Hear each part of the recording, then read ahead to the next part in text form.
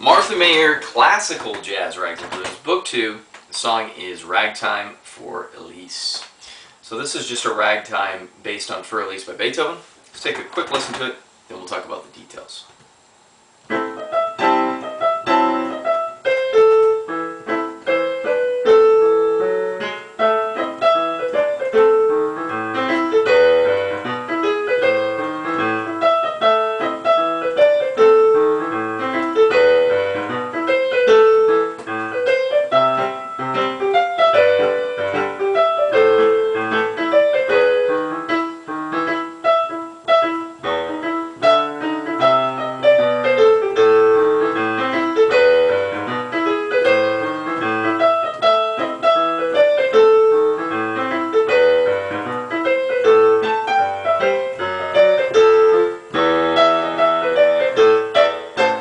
Okay, so a couple things with this one.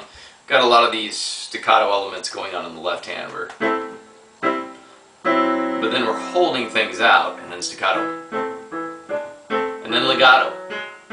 So the same thing applies with a lot of the songs in this book. Is we're constantly going back and forth between playing legato and staccato.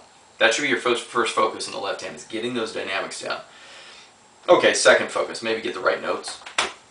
But other than that, that's really, really important. Now the right hand, same thing. We've got that variation. We were smooth, and then we got staccatos. So try to get those staccatos in there. It's going to sound a lot better. And make sure you're following the fingering that they threw in there. It's just going to make it a lot easier. When you're practicing, make sure that you're consistent with the fingering. Don't practice it one way and then do it 3 more times 3 different ways. It's just going to confuse your brain. There are definitely some dynamic elements you should pay attention to, starting on measure 4. As we're going through this, try to bring down the volume as you're going into the first part where you're going. Try to start a little bit softer than when you started the intro.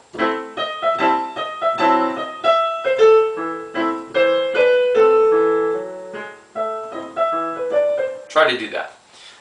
Typically on my recordings I try to play almost loud all the way through because I want the mic to pick it up.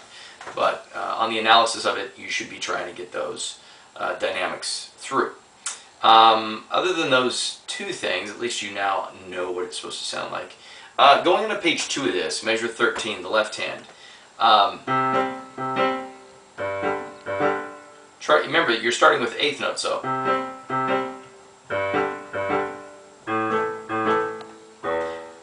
Make sure you're doing that, it's not even like that. Okay, for 13, 14, and 15 measures, left hand.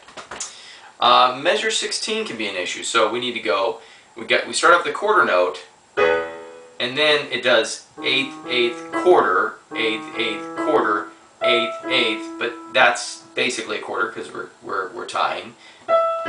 So let's do that again slower.